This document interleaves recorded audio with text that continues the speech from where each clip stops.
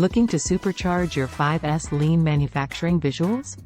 Here are 5 types of commonly used custom signs used in manufacturing. 1. Visual boards, used to display important information, such as metrics, schedules, and work instructions, in a clear and concise manner. 2. Safety signs, used to alert workers to potential hazards and remind them of safety procedures, helping to reduce accidents and injuries. 3. Shadow boards, used to organize tools and equipment by providing a designated location for each item and clearly indicating where it belongs when not in use. 4. Warning signs, used to notify workers of hazardous areas or materials, and to remind them to take appropriate precautions. 5. Informational signs, used to provide additional information about equipment or processes, such as operation instructions or maintenance schedules.